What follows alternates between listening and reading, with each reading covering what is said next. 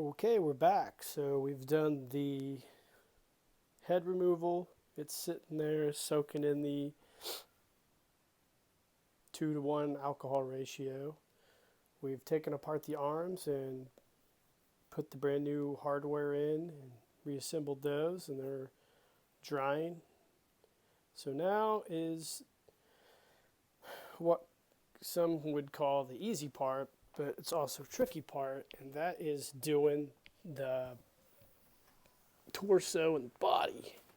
So we have our tool that I showed you earlier for removing the pegs and the arms, and we have this area here which usually got a nice little gap for us. So just like we did with the arms, I like to kind of just work this tool in the body and try to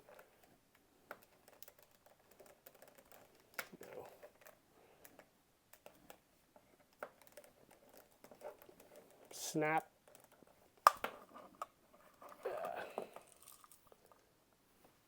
it apart. This is something you really take your time with, though, because you could really screw the body up if you're not careful, and I don't want to damage it as much as I can. So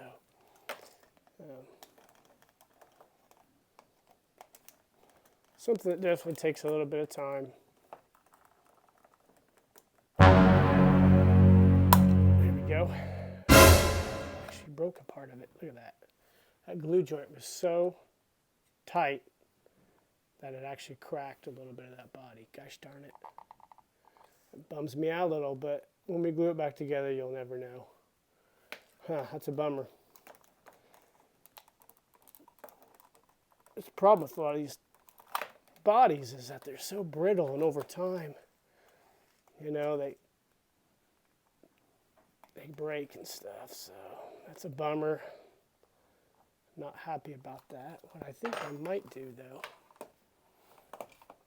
is let me get a razor knife, and I'll cut along this glue joint. Probably should have done that from the start, I guess, to kind of give it a little bit of a place to go to.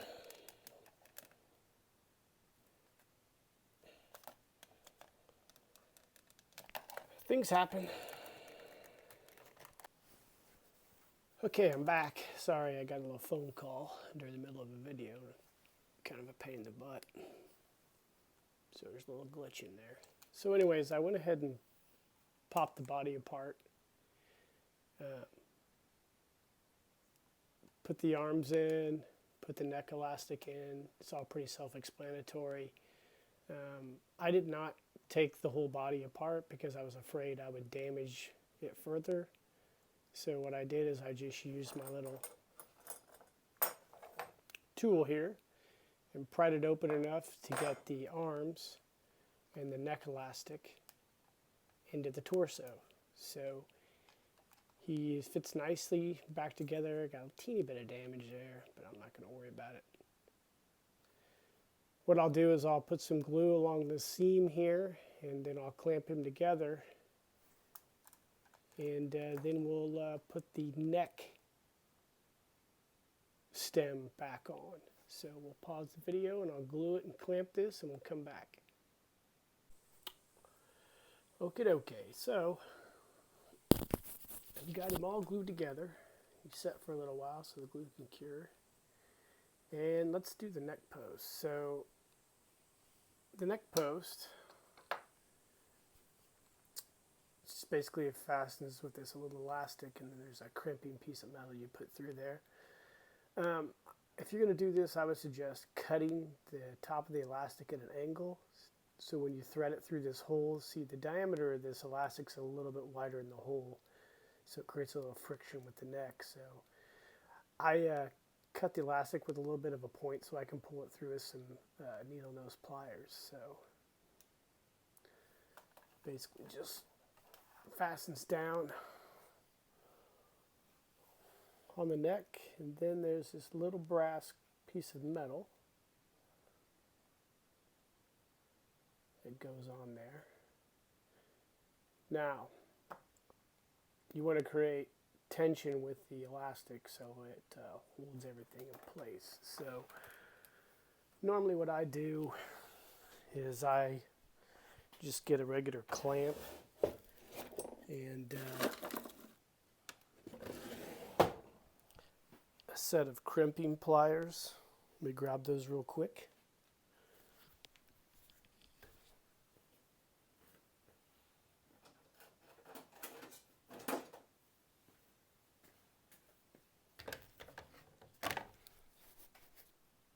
So a set of just crimpers like this. And let me set this up real quick and I'll show you how I create the tension.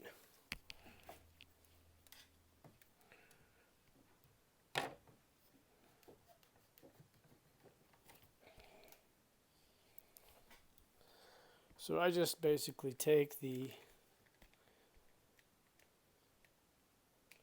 elastic, clamp it to my workbench, create a kind of set it so you can see how I do it.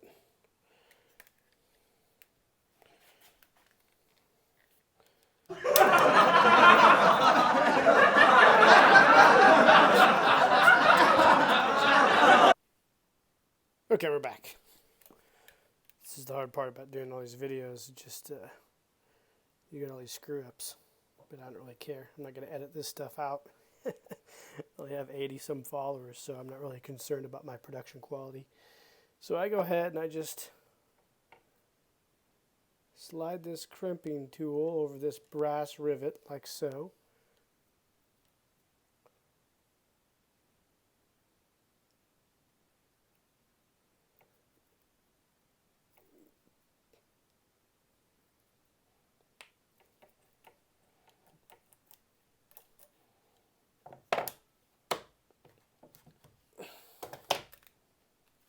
There you go.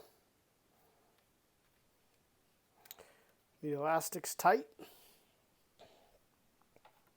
Just grab a nice pair of scissors.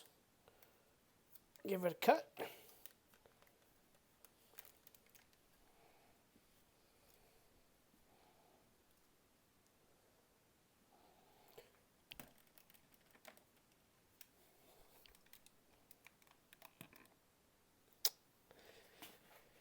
And there is our Muscle Body Land Adventure,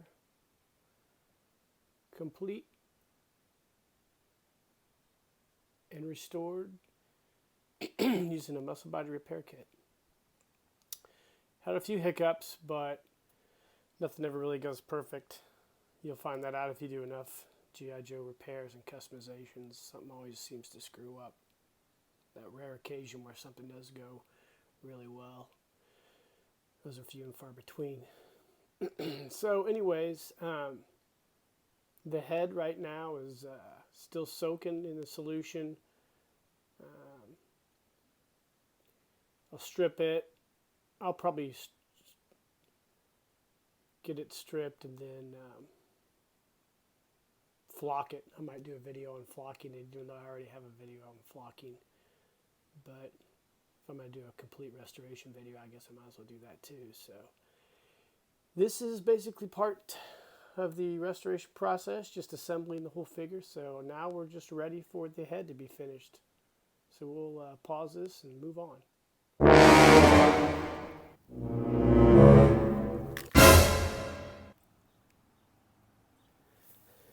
Alright guys, here he is. My 1976 Muscle Body Land Adventure, all restored in his original glory.